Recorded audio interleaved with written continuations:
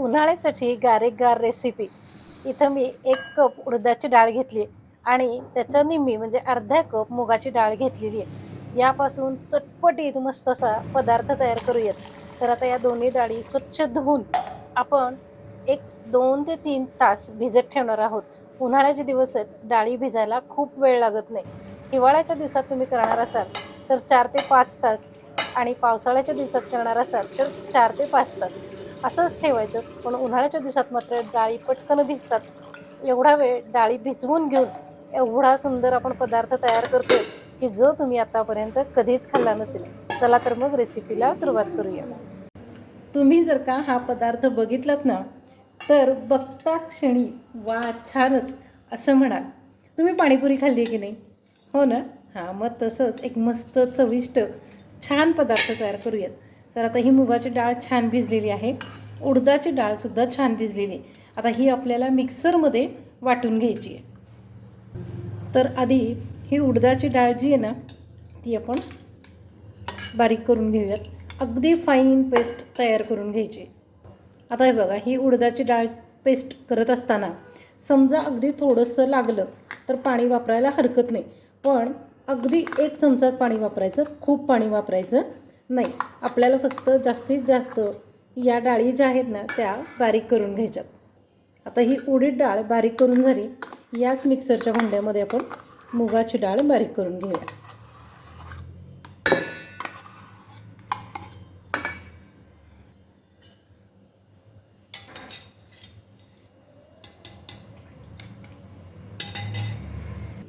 आता ही वाटलेली मुगाची डाळ आणि उडीद डाळ एकत्र करून घेऊया.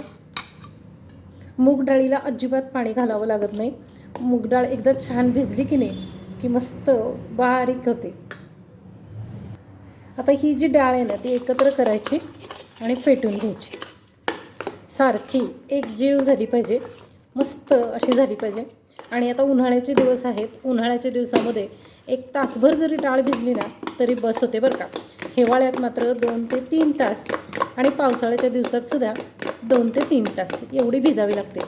तर आता उन्हाळा असल्यामुळे पटकन डाळी दोन्ही भिजलेल्या आहेत, एकजीव झाल्यात. आता हे बाजूला ठेवूया आणि याचं सिक्रेट पाणी तयार करूया. तर आता एक मिक्सरचं भांडं घ्यायचं, त्यामध्ये अगदी मुठभर एवढा पुदिना घालून घ्यायचा आणि जेवढा पुदिना तेवढीच कोथिंबीर घालायची. आता तुम्हाला ना एक सत्य दाखवते. आत्ता जेव्हा मी बाजारामध्ये ही कोथिंबीरीची पेंडी आणायला गेले ना तेव्हा त्या शेतकऱ्याने सांगितलं, म्हटलं ताई उन्हामुळं फक्त माणसं करपायची राहिलेत, नाहीतर कोथिंबीर बघा अशी पिवळी पडायला लागली. तेव्हा त्यांच्याकडून सामान घेताना कमी जास्त करत जाऊ नका. मी तर कधीच कुठल्या शेतकऱ्याकडून सामान घेताना म्हणजे भाज्या घेताना त्यांना पैसे कमी करा असं म्हणत नाही. तर तुम्हालासुद्धा सगळ्यांना विनंती आहे की असं कधी शेतकरी बघून त्यांना करू नका. तर आता बघा आपल्या हा पुदिना आणि कोथिंबीर एकत्र केली. आता याच्यामध्ये ना आपल्या आवडीनुसार म्हणजे तुमच्या आवडीनुसार तिखटपणासाठी हिरव्या मिरच्या त्याचे तुकडे करायचे. मी आता इथं 5 ते 6 घेतलेले आहेत. हे बघा, आता हे मिक्सरमध्ये छान बारीक करून घेऊया. तर आता बघा मस्त हिरवीगार अशी ही पाणीपुरीची चटणी आपण म्हणू शकतो ती तयार झाली. तर आता एक मोठा बाऊल घ्यायचा. तुम्हाला जेवढं पाणी हवं आहे म्हणजे 1 लिटर पाण्याला साधारण एवढा हा मसाला बास होतो. तर तेवढं पाणी घ्यायचं, हा मसाला घ्यायचा आणि आपण हे बाऊलमध्ये काढून घेऊयात आणि याचं पाणी तयार करूया.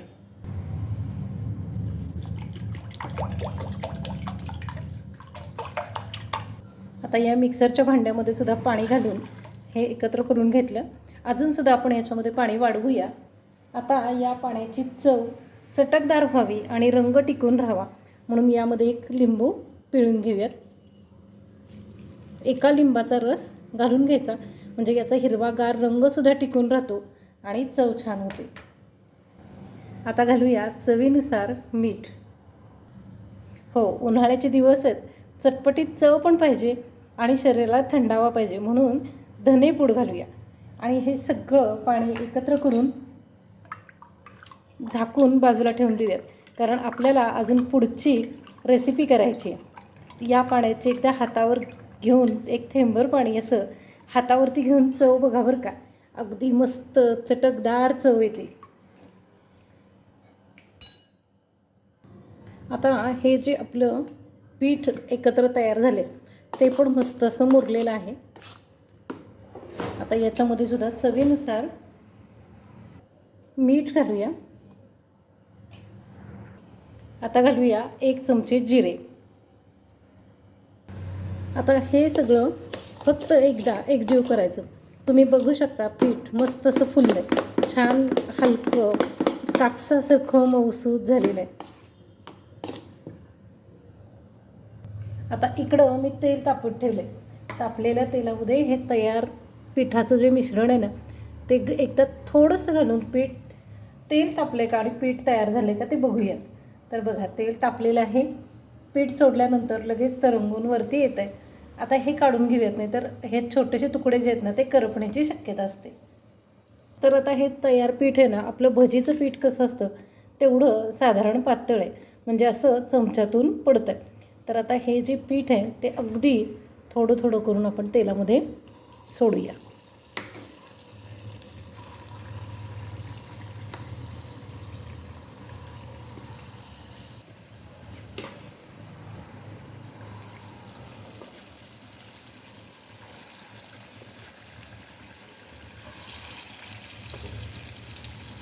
हे वडे चवीला एवढे छान होतात ना की तुम्ही तुमची आवडती पाणीपुरी खायची सोडून द्या आणि उन्हाळ्याच्या दिवसात पोटभरीचे, पोटाला थंडावा देणारे आणि चविष्ट असे हे वडे एकदा नक्की करून बघा. आणि हो, व्हिडिओ आवडला ना तर व्हिडिओ लाईक करायला आणि चॅनल सबस्क्राईब करायला अजिबात विसरू नका. हे बघा मस्त तरंगून वरती येतं. जसा जसा खालच्या बाजूनी वडा तळला जाईल तसा तसा तो वरती येतो. हे बघा आता याचा रंग तुम्ही बघू शकता. चव तर तुम्हाला नक्की आवडेलच.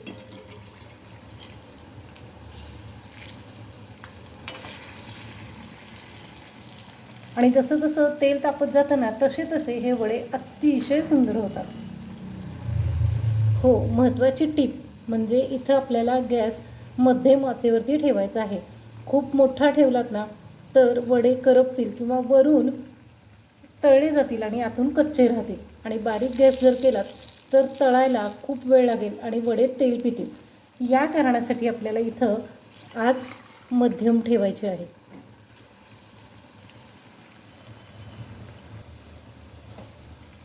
तर आता कसे फुगलेत आहे की नाही, एकदम मस्त दुप्पट फुलतात बरं का तेलात सोडल्यानंतर.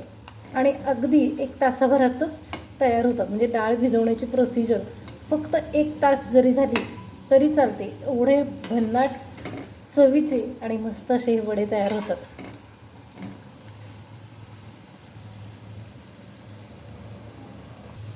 दोन्ही बाजूनी छान असे तळले गेले की नाही की मग आपण काढून घेऊया.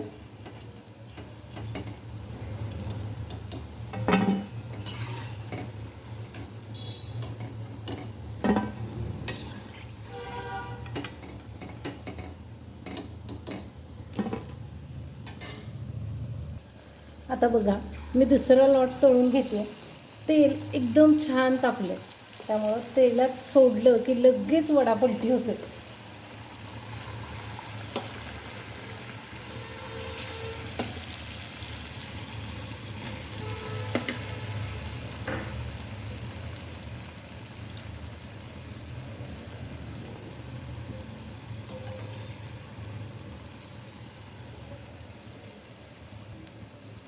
काय मग करतानाच खावेसे वाटतात की नाही.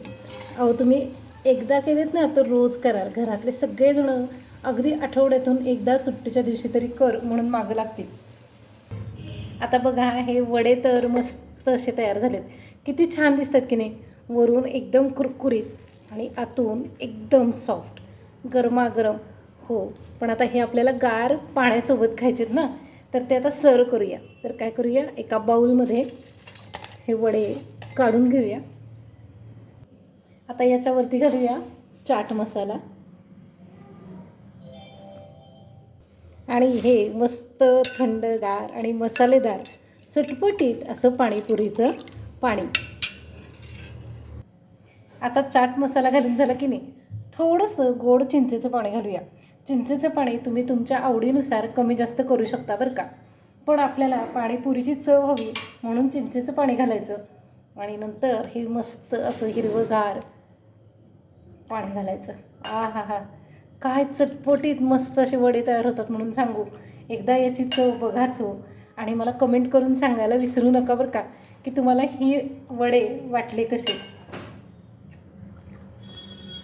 याला आपण पानवडे नाव द्यायला काहीच हरकत नाही असं मला वाटतंय. तर एकदम मस्त असे ढवळूया, थोडंसं पाण्यामध्ये मुरत ठेवूया आणि खायला घेऊया. बघा, हा हा हा हा, मस्त.